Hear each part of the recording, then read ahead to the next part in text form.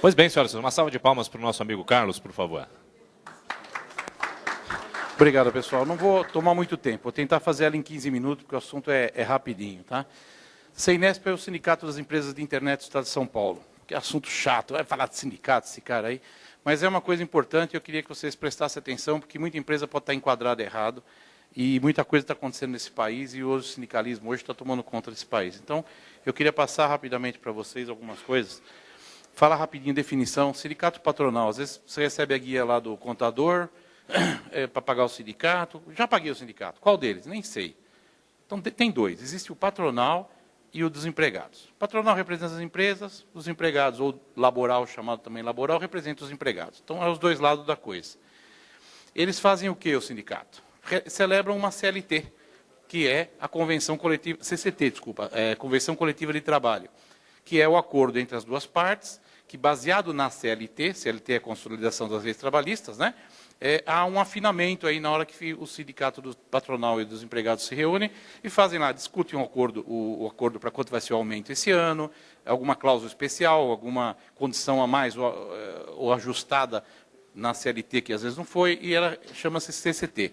É ela que determina o que você, na empresa, paga para os seus funcionários, quanto tempo de licença, quanto é o percentual do aumento, quanto que é o piso salarial, etc. Algumas empresas em especial precisam fazer uma ACT, que é um acordo coletivo de trabalho. Porque ela tem uma categoria diferente, ou ela tem alguma condição diferente de trabalho, ela procura o sindicato patronal e fala, olha, essa convenção está muito boa, mas eu preciso dessa condição a mais aqui especial, porque eu tenho uma equipe que trabalha de noite na rua. O que a gente faz? A gente procura o sindicato laboral, faz um acordo e faz uma adequação, para que você não fique fora da lei trabalhista, porque você não tenha problema com o fiscal do trabalho. Se o acordo coletivo de trabalho prevê isso daí, nenhum fiscal do trabalho vai poder atuar. Os dois sindicatos estão de acordo e eles regularizaram a sua empresa. Dissídio coletivo é quando a coisa não dá certo. O acordo entre os dois sindicatos não vingou, não deu certo, não chegou num acordo, vai para o Ministério do Trabalho. Isso é chamado dissídio coletivo e o sindicato também ajuda e participa nisso. Câmara de Conciliação, qualquer desacordo que às vezes o funcionário tenha na hora que ele está saindo, na hora de fazer a homologação, muitas vezes ele vai para a Justiça do Trabalho, né? Nós temos uma Câmara de Conciliação e a gente recomenda que o empregado, o patrão, procure o sindicato. E a gente consegue conciliar, trazer os dois para a mesma mesa, trazer os advogados do Sindicato de Trabalhadores e do Patronal. Só para vocês terem uma ideia, nos últimos 2 anos, realizamos 45 câmaras de conciliação. Uma não deu certo. 44 fizeram acordo ali, no sindicato. Em 1, 2 horas, conversando, batendo papo, assinaram um acordo. São 44 processos a menos que foram para o Ministério do Trabalho, para encher aquela pilha, aquela prateleira enorme de processos que demora 2, 4, 5, 10 anos. O empregado saiu contente, a empresa saiu contente, não teve ação trabalhista. Esse um que não deu certo, a esposa dele era advogada. Ela ficou a noite toda buzinando na orelha dele. Não faz acordo, não faz acordo. A advogada adora entrar na briga, né? Para que fazer acordo? Coisas de advogado. Então, não vou falar muito de lei, mas o que cria um sindicato é o artigo 519 da CLT, né? Que diz qual é a investidura, como se cria um sindicato. O nosso sindicato foi criado dentro da Abranet, por provedores. A partir de uma associação de uma categoria, a partir de uma área, uma territorialidade definida, é que você pode pedir junto ao Ministério do Trabalho o registro de um sindicato. E foi assim que nasceu o Seinesp, o Sindicato das Empresas de Internet do Estado de São Paulo. Se tiver alguém aqui que não é do Estado de São Paulo e quiser conversar comigo depois, a gente dá umas dicas, uma força para vocês se organizarem e se mobilizarem dentro do seu Estado. Mas especificamente aqui eu falo para as empresas de internet do Estado de São Paulo. Então, reconhecida a associação profissional, a gente pede outorga, de acordo com a base territorial, e aí segue, o Ministério do Trabalho investe, né, dá as atribuições a essa associação, né, que vai depois chamar sindicato, de acordo com esses artigos 513 e os deveres do 514. O 513 são as prerrogativas, né, o que o sindicato deve fazer, representar, celebrar convenções, colaborar com o Estado e etc. E os deveres são manter serviço de assistência jurídica, depois eu vou falar, nós temos no sindicato, promover as conciliações de dissídio e tudo mais. O artigo 8º da Constituição Federal diz que é vedado a criação de mais de um sindicato por base territorial. Não existe 2 sindicatos da mesma coisa no mesmo Estado. Então, o sindicato de empresa de internet é o nosso. O outro sindicato que existe, que representava antes os provedores, era o SINDPD, o CEPROSP, que é o Sindicato das Empresas de Processamento de Dados. Alguém aqui ainda faz processamento de dados? Era o sindicato que tinha. Depois que surgiu o CEINESP, as empresas foram migrando, e tem muita empresa ainda que, erroneamente, está lá no Sindicato de Processamento de Dados. Eles não reclamam, né? Eles recebem a contribuição e vão ficando por lá. Mas está seguindo uma convenção errada. Você tem lá, às vezes não tem banco de horas, não tem sobreaviso, não tem algumas coisas que são necessárias ao nosso setor e estão lá. As empresas não estão seguindo e estão usando a convenção errada. Ninguém será obrigado a filiar-se ou manter-se filiado a um sindicato, artigo 8º da Constituição Federal. Então, eu preciso explicar a diferença entre filiação e enquadramento. Enquadramento, tem uma lei que diz que uma empresa se enquadra num determinado sindicato de acordo com a sua atividade e a sua base territorial. Então, se você é uma empresa de internet, você está enquadrada. Então, você precisa recolher aquela contribuição que vence 31 de janeiro, que é a contribuição sindical urbana. Recolhe-se ao sindicato patronal. Seus funcionários recolhem depois uma outra, chamada sindical urbana também, que é um dia de trabalho, que vence dia 30 de abril agora, que recolhe-se ao Sindicato de Trabalhadores. O recolhimento dessas duas contribuições dá a legitimidade que você está enquadrado num sindicato. A filiação, eu vou explicar mais tarde, você pode se tornar sócio do sindicato, pagar uma contribuição confederativa e poder participar da vida ativa desse sindicato. Participar das assembleias, votar, ser votado, formar uma chapa. Um dia você pode ser o presidente do sindicato, o teu amigo aí do lado pode ser o diretor, vocês podem comandar o sindicato. É possível, é a partir de uma outra categoria. Mas eu vou passar nisso daí. Então, os critérios de enquadramento, basicamente, é base territorial. Você está em São Paulo, atividade do empregador, a sua empresa é de internet. E principalmente, mais do que atividade, é atividade preponderante. O que é atividade preponderante? Seu negócio é internet? Eu também faço comércio. Eu tenho uma lojinha lá na frente do provedor, que eu vendo placa de rede, mouse, etc. O que é o maior negócio da sua empresa? O que é preponderante na sua empresa? Às vezes, a preponderância se dá pelo nível de faturamento. O comércio fatura 10 milhões, provedor 1 milhão. Então, você é comércio, você tem que estar no sindicato do comércio. Não, mas eu faturo 1 milhão de comércio, mas vendendo computador a margem é 5%. Eu faturo só 300 mil de provimento de acesso à internet por ano, mas lá a minha margem é 25%. Então, a atividade preponderante é a internet. E até existe uma certa dúvida, né, na legislação sobre o que é essa preponderância. Então, o empresário tem que ler, entrar no site do sindicato, ler a convenção, ver o que ela atende e falar, essa convenção me atende. Tem sobreaviso, tem banco de horas, tem isso, tem aquilo. Essa convenção me atende, ela atende às necessidades do meu trabalhador também. Então, você se enquadra. Você mesmo que dá uma puxadinha, falar, minha atividade preponderante é essa. Você não é obrigado a aceitar aquele sindicato que o contador te empurrou. Explica um pouco mais sobre o que é sobreaviso. Eu vou falar no próximo. Eu tenho o próximo slide, eu vou falar o que é sobreaviso, o que é banco de horas. Quem determinou qual sindicato que a sua empresa está enquadrada?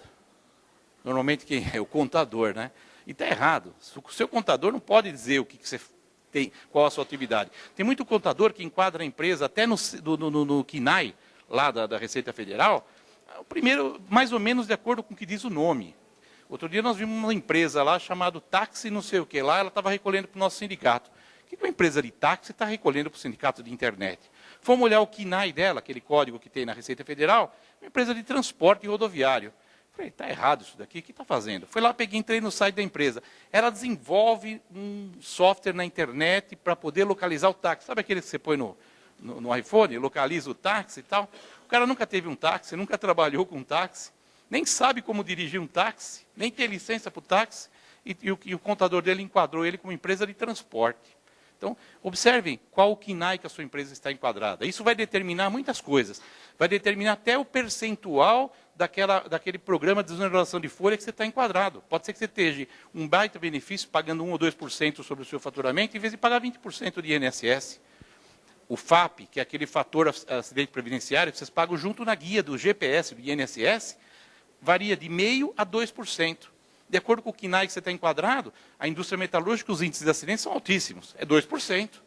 Na internet tem tanto acidente assim, se o pessoal tem acidente de trabalho, cai lá da mesa e se machuca? Não tem, quase. Então, o nosso fator previdenciário é menor. Às vezes a empresa nem percebe, mas está pagando 1 ou 2%, 1,5% a mais na folha, porque está enquadrada com o KINAI errado. Isso é importante também. Então, quem tem que determinar o enquadramento é você, empresário. Olha lá, vê qual o KINAI que você está, qual o sindicato que o teu contador está fazendo a guia, que às vezes ele está fazendo a guia para sindicato errado. Só uma breve história. Em 95 até 2003, eu falo desde 95, foi em 95 que surgiu a internet comercial no Brasil, né? Com a criação do comitê gestor, com a liberação para que fosse explorado como atividade comercial. Até 2003 era o CEPROSP mesmo, que era o Sindicato das Empresas de Processamento de Dados, e o Sindicato dos Trabalhadores em Empresas de Processamento de Dados é que comandavam, não tinha outra opção. Então, nós estávamos todos nesse sindicato. Em 2004 surgiu o Sindiesp, que foi um sindicato que cuidava de cursos de informática, e ele conseguiu, perante o Ministério do Trabalho, a prerrogativa de trabalhar e de atender os empregados em empresas de internet. Então, ele conquistou. Então, a partir de 2004, começou a se fechar a convenção coletiva com o Sindiesp. Em 2006, nós ganhamos. Nossa atividade, nossa preparação junto ao Ministério do Trabalho, o pedido, começou lá em 2003, 2004, mas só em 2006 a gente realmente conseguiu a carta sindical e a prerrogativa para poder atender as empresas. Então, a partir daí, em 2007, o CEINESP e o Sindiesp começaram a realizar convenções coletivas de trabalho, mais adequadas à nossa categoria. Essa é a certidão que foi nos conferida pelo Ministério do Trabalho para poder representar a categoria na base sindical. Uma convenção tem que ter cláusulas específicas, tem que falar do piso salarial por faixa, por região, a nossa tem. Só vocês leem lá no site do CEINESP, baixa a convenção, um PDFzinho, dá uma lida nele, você vai ver. Tem uma faixa salarial, piso salarial para o interior, um para a capital. Por que isso? Porque um dos diretores nossos, inclusive, é uma pessoa do interior, e ele que defendeu isso bastante anos atrás, para que tivesse um piso separado para o interior. Não é a mesma realidade da capital. Lá você tem dificuldade de arrumar trabalhador, de qualidade de emprego, é outro piso salarial, um pouquinho menor. Sobre aviso, todos vocês têm lá os servidores, as torres, nós temos, porque eu também sou provedor, e aquela necessidade, às vezes, de sair correndo de sábado, domingo, feriado, de noite, de madrugada, quem já não levantou de madrugada para resolver um problema lá no servidor. E, às vezes, temos aqueles funcionários fiéis que você acaba pedindo, né? Liga para o cara de madrugada, vai lá, reseta o servidor para mim. E como é que você faz isso? Antigamente, eu fazia na base da camaradagem, né? Quebra o galho lá para mim, depois você dava umas horas a mais para ele, pagava uma hora extra no salário, às vezes não pagava e compensava com uma falta e coisa parecida. E é um jeito errado de fazer, porque existe uma prerrogativa legal para ser feito isso. E nossa convenção previu isso já há alguns anos. Nós colocamos na convenção uma coisa chamada sobreaviso. O que é o sobreaviso? O funcionário, legalmente, direitinho, de acordo com leis trabalhistas e tudo, você diz para ele, você está em sobreaviso, você tem que comunicá-lo. Tem que fazer uma cartinha, uma coisa simples, um comunicadinho simples, às vezes até por e-mail. Você está de sobreaviso sábado e domingo, das 8 à meia-noite. Caso você precise dele, você pode acioná-lo, ele tem a obrigação de lhe atender. Esse sobreaviso tem uma remuneração. É 1/3 da hora. Você pega o salário dele, divide por 220 horas por mês, divide por 3, 1/3 da hora. E você vai remunerar ele. Se ele ficou 10, 20 horas, então você vai fazer aquilo vezes 20 e pagar no salário dele. O que acontece se ele estiver de noite em casa e você precisa acioná-lo? Você liga para ele, levanta da cama, vai lá no computador dele, dá 2 cliques e destrava o servidor que estava travado. Resolveu o problema. Só isso. Não precisa fazer mais nada, não precisa pagar mais nada. Não, ele precisou sair de casa. Então, ele precisou sair de casa e ir até o provedor, ou até o data center, ou até o cliente, ou até a torre. Aí começa a contar o tempo extraordinário do serviço, a hora extra ou o banco de horas. Então, essas horas, 2, 3 horas que ele gastou para ir lá resolver o problema e voltar, então essas horas podem ser creditadas num banco de horas. O que é o banco de horas? Igualzinho a conta corrente, débito e crédito, mais e menos. Ele trabalhou 2, 3 horas, crédito. Aí um dia ele chegou 1 hora atrasado, débito. Aí você deixou ele sair mais cedo na sexta-feira, débito. E vai compensando. Esse banco de horas, a cada 6 meses, você pode fazer um ajuste. Você pode dar descanso dentro dos 6 meses. Passou os 6 meses, você não conseguiu pagar as horas de janeiro, aí você é obrigado a pagar na folha com 50% de acréscimo da hora extra. Algumas convenções, alguns sindicatos têm acordo de 75% da hora extra para ser paga. O nosso, por acordo, já de muito tempo, 50%. Tenho visto que os provedores nem pagar não precisam, porque eles meio que compensam o débito e o crédito, e o funcionário gosta. Na minha empresa, eu fui um dia lá e falei, olha, no sábado eu preciso de 2 pessoas para fazer esse acerto aqui da rede, assim. Quem quer vir? 10 levantaram a mão. Eu. Teve briga. Porque eles querem as horas de crédito, entendeu? Porque eles juntam, e depois quando tem aquele feriadinho, que você, até às vezes nós estamos meio tranquilos, tem um feriadinho lá, me dá aquele dia, a segunda-feira, o feriado é na terça, eu já vou emendar, me dá a sexta também, o cara vira umas férias fora do período de férias. Então, é útil para eles também. Nós não estamos fazendo isso como empresário para prejudicar o funcionário. Eu, uma vez, cheguei a falar para meus funcionários sobre o banco de horas, se eu manteria ou não manteria, quase me bateram se eu acabasse com o banco de horas. É uma coisa útil. É bom para nós, é bom para o empregado, é bom para a empresa e faz parte da nossa atividade. Outras atividades, comércio não tem isso. O comércio tem que trabalhar domingo no shopping, não é isso? Tem lá na Convenção Coletiva de Trabalho que tem as cláusulas especiais para trabalhar domingo no shopping. Muito provedor está enquadrado erroneamente em sindicato de comércio. Então tem que seguir aquela convenção. Tenho certeza, lá não tem sobreaviso, não tem banco de horas, não tem cláusula de piso salarial separado por faixa, região, nem nada. Então, observem isso aí que vocês vão achar surpresas aí quando vocês chegarem nas suas empresas.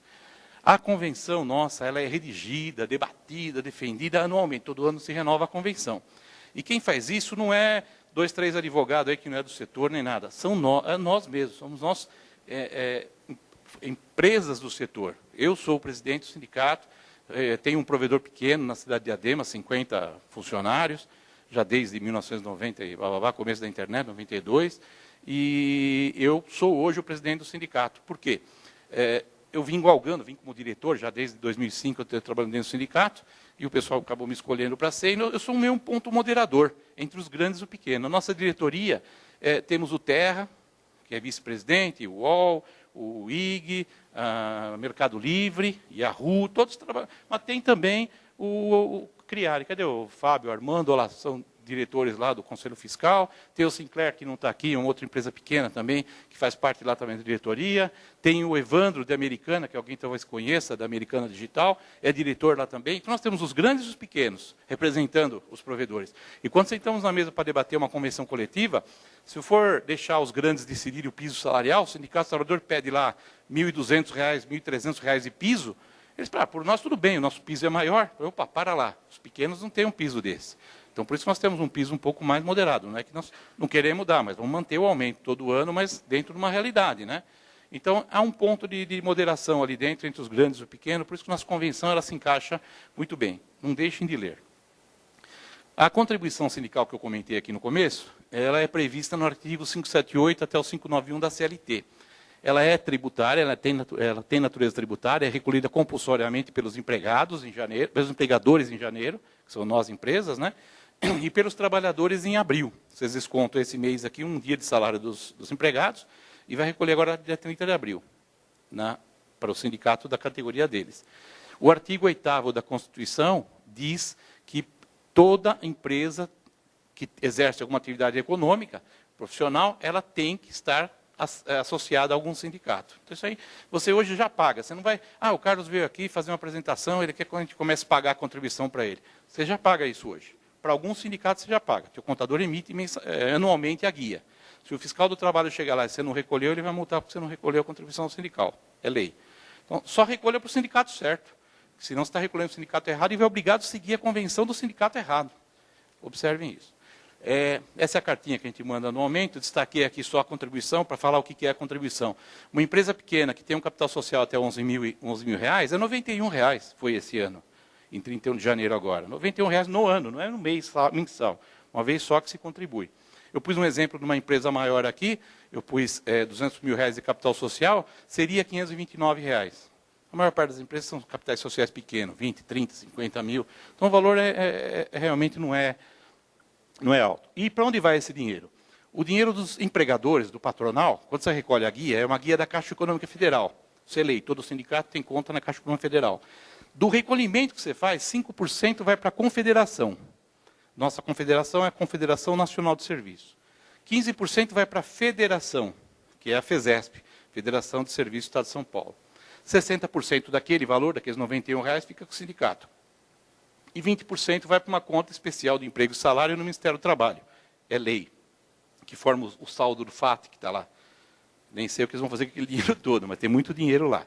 Mas essa é a destinação do dinheiro daquela contribuição sindical que vocês recolhem. Os sindicatos trabalhadores é um pouquinho diferente, 5% é confederação, 10% fica para a central sindical, CUT, CGT, força sindical, é dinheiro para burro, posso garantir para vocês. 15% fica para a federação, que eles também têm uma federação, cada grupo de sindicatos forma uma federação. 60% fica para o sindicato e só 10% vai lá para o fundo especial do emprego e salário. As outras contribuições que eu comentei com vocês são associativa e confederativa. Essas duas são optativas, vocês pagam se quiserem. O que dá a mais para você pagar a associativa? Para você ter uma ideia, no nosso sindicato, as empresas pequenas, pela quantidade de funcionários é definido isso, custa R$ 40. Só para dizer que o cara é associado. E aí é mensal, não é anual. Aí, partir do momento que você paga associativa, você tem que pagar a confederativa também uma vez por ano, que é 50% da sindical que você pagou em janeiro, paga-se em outubro. E a partir do momento que você paga associativa e confederativa, você está mais próximo do sindicato, vai participar das reuniões de diretoria, você vai participar das assembleias, você vai passar a votar e ser votado. Então, esse grupo de associados e de confederados, digamos assim, é o que dirigem o sindicato. Hoje sou eu, amanhã pode ser vocês, e o sindicato está aberto a quem quiser vir colaborar com ele. E o que se faz com esse dinheiro? Ele possibilita a gente prestar aquela assessoria jurídica. Temos uma advogada de um escritório muito renomado, famoso, que se fosse contratar por hora, aí, muita gente não contrataria, mas o sindicato contratou e colocou à disposição.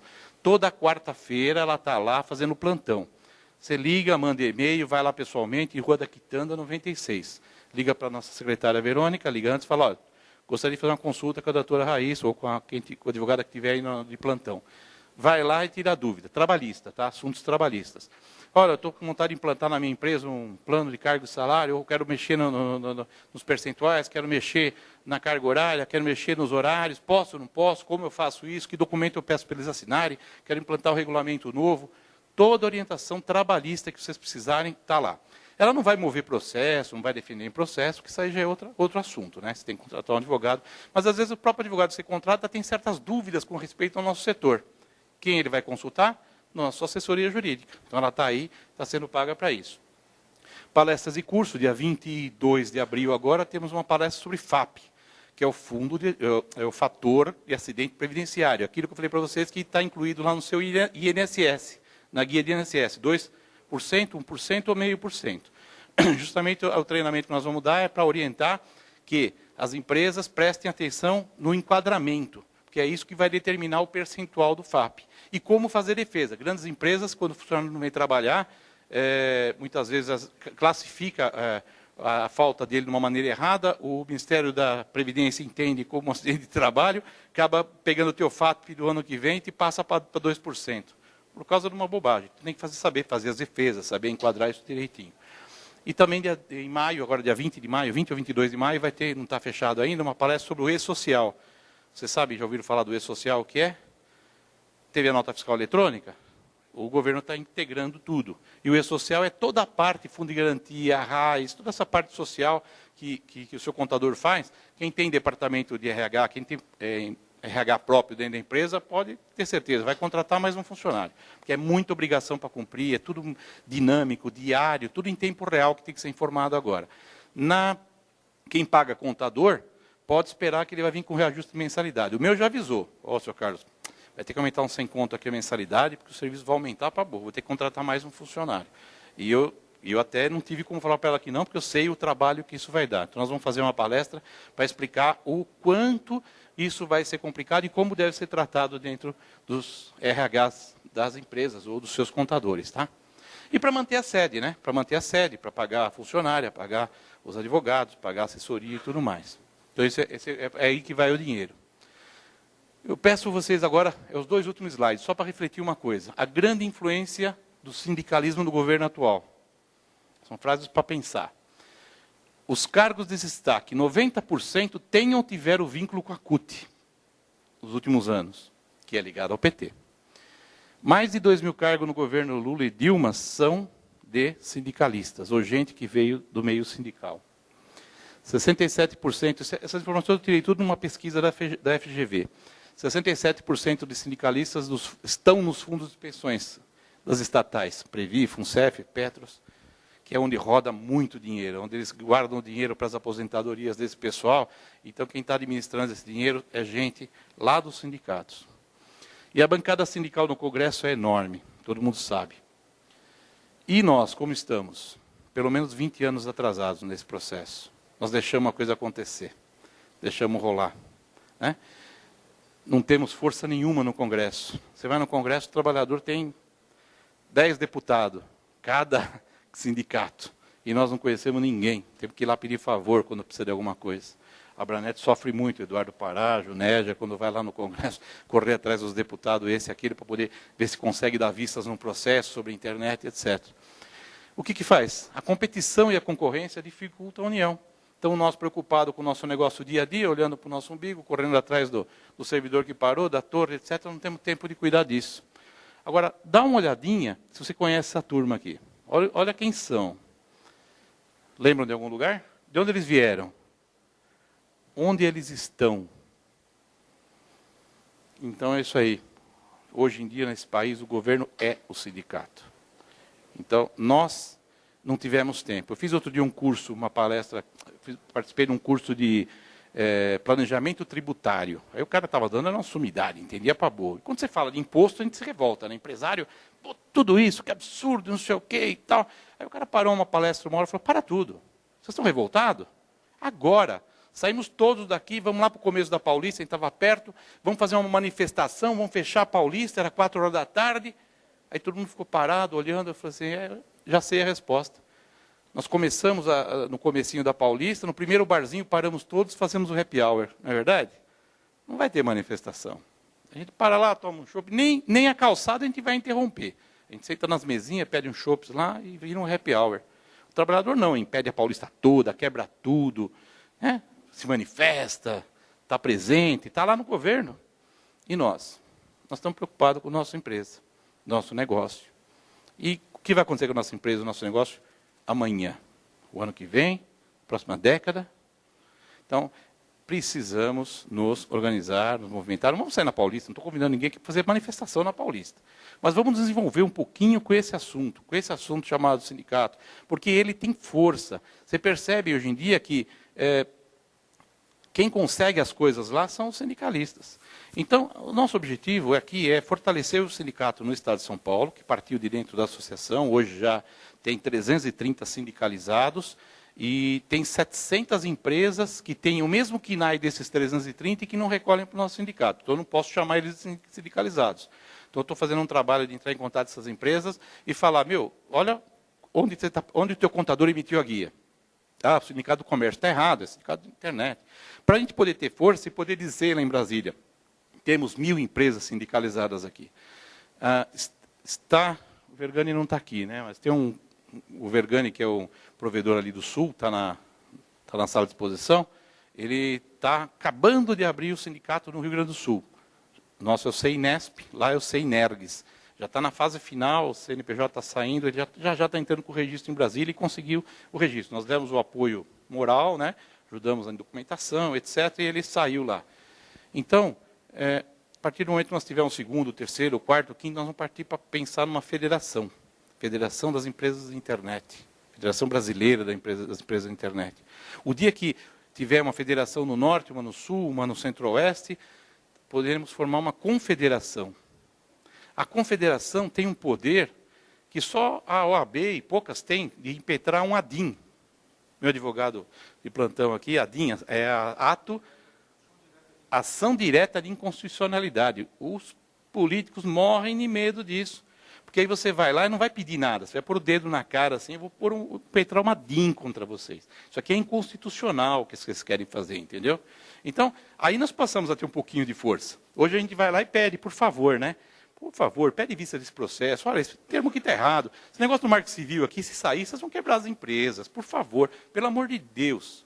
Então, o dia que nós tivermos essa força, a gente põe o dedo na cara e fala assim, tira isso daí que eu vou impetrar uma DIN contra você. Um exemplo. Mas é uma coisa que tem força. O governo entende isso daí, entendeu? Ele conversa mais com os sindicatos. Por isso nós estamos tentando fortalecer isso. Então, eu peço a vocês, só para chegar nas suas empresas, pedir para o seu contador, dar uma olhada na guia de contribuição sindical e veja o que está escrito nela lá, se está no sindicato correto. Entre no site, imprima a convenção e dá uma lida. Vê se aquilo está sendo cumprido na sua empresa, se você está seguindo aquela convenção. Isso vai determinar o enquadramento sindical correto que vocês estão.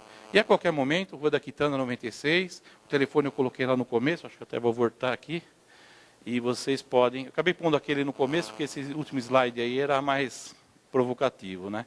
Para vocês pensarem no que temos de governo hoje e de onde ele partiu, de onde ele saiu e onde ele chegou. Entendeu? E a gente não consegue, não está conseguindo isso, mas precisa tentar. Tá bom? Muito obrigado. Obrigado, Carlos.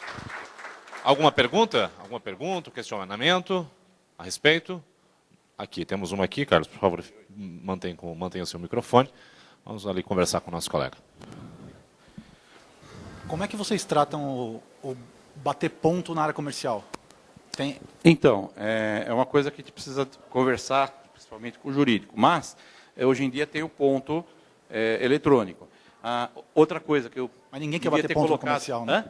Comercial ninguém quer bater ponto. Então, nós temos na nossa convenção uma cláusula que diz que nós estamos desobrigados, por acordo com o outro sindicato, de usar aquele ponto eletrônico, que sai o papelzinho lá, como que chama aquela coisa? REP, que é o relógio eletrônico de ponto. Por enquanto, nós estamos desobrigados. Se o fiscal do trabalho chegar na empresa, você está no nosso sindicato, está no sindicato dos trabalhadores correto, joga a convenção na cara dele. Tem um acordo entre os sindicatos que ainda nos permite não usá-lo, porque ainda não estamos em condições de usar esse tipo de controle. Aí vale o controle que você criar na empresa, entendeu? Que seja uma coisa aberta, que possa ser mexida. Então, pode ser alguma coisa por WhatsApp. A gente é muito criativo, né? Vocês têm a ferramenta na mão para criar uma página web, algum registro que ele faça na central telefônica. Todo mundo tem central telefônica IP hoje, né? O cara liga para um determinado ramal, digita o código e ele marca o ponto.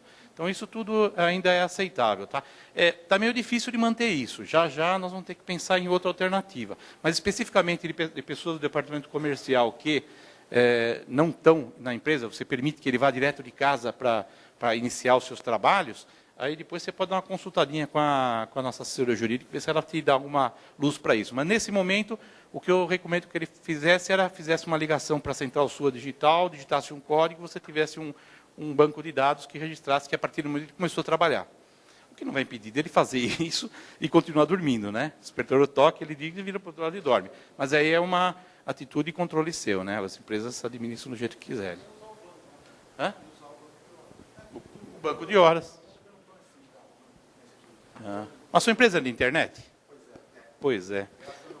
Seu contador colocou você em qualquer sindicato aí, mais fácil. Lá todo mundo é obrigado a bater o ponto e o comercial sofre com isso. Leia a convenção que está escrito lá. Nós estamos dispensados do uso do REP. Tem que ter algum controle. Não precisa ser necessariamente... Quantos funcionários tem? Uns 40. Total. Tranquilo. Algum controle tem que ter. Acima de 10 tem que ter algum controle. Não é obrigatório ter o eletrônico. Então, esse que eu te falei do telefone, muitas empresas usam isso daí. Estado de São Paulo? Sim. Então. Vejam lá, um exemplo. O contador colocou ele em qualquer sindicato, onde ele achou melhor. Pelo nome da empresa, onde ele está acostumado a emitir as guias. Está cheio de contador. Deve ter colocado ele nos comerciários, né? Comerciante, comerciário, comércio, comerciário, pode ser. Mas eu fico preocupado. Você aumenta em maio, 1º de maio, o reajuste da database? Da categoria? Não, se está congelado, você deve estar lá no SINDPD, porque foi o SINDPD que não assinou o acordo com o CEPROSP. Estão em decídio coletivo. Desde janeiro, era para ter aumento, não teve, e estão brigando na justiça, está no sindicato errado, com certeza.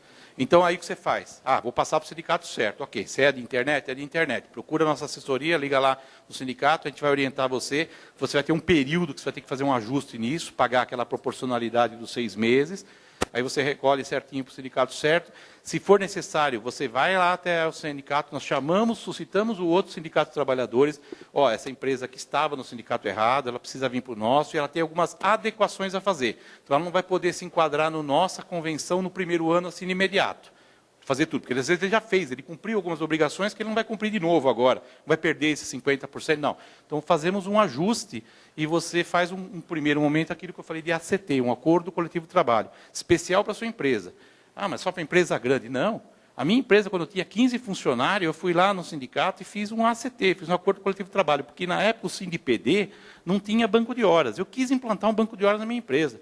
Uma empresa de 15 funcionários, o cara me falou, enche o saco, faz de qualquer jeito. Aí eu falei, não, eu quero fazer certinho. Fui lá, suscitei o sindicato, ele foi na época no CEPROSP e no SINDPD, eu nem era do CEINESP ainda, nem existia o CEINESP. Falei para o cara, quero documentar isso. Eu ouvi falar que existe um tal de ACT. Aí ele falou, tem, então vamos fazer. Faz tanto tempo que ele não faz isso, ele falou. Então vamos fazer. Um acordinho simples, redigimos ali, a partir de agora passa a existir, está de acordo com a empresa, está de acordo com uma comissão de funcionários, peguei meio dos funcionários lá, fiz uma reuniãozinha, fiz eles assinar, fiz assinar espontaneamente. O que é isso? Eu não fui eu fazer assinar.